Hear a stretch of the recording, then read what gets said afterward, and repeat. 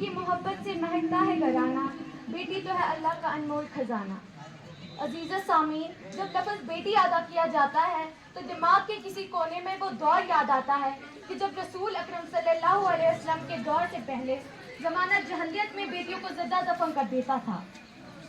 ऐसा सोचते ही रूह कांप उठती है और आंखें नम हो जाती है। लेकिन सामीन, ज़रूरत इस बात की है कि आज हम कहाँ खड़े हैं। अगर आज बेटियों को जिंदा दफन नहीं किया जाता तो उन्हें बेटे जितना मुकाम भी तो नहीं दिया जाता।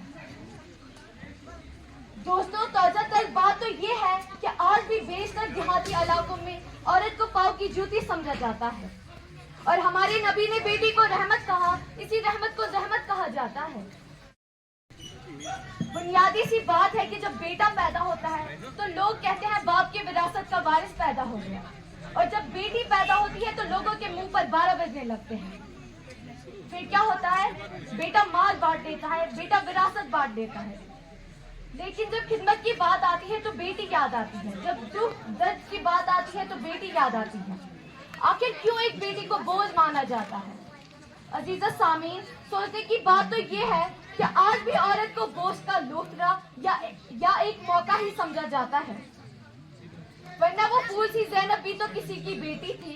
क्या उस मासूम की इज्जत से खेलते या उसे मौत के मुंह में भेजते हुए उस जालिम को उस नन्ही कली पर जरा भी रहम ना आया होगा?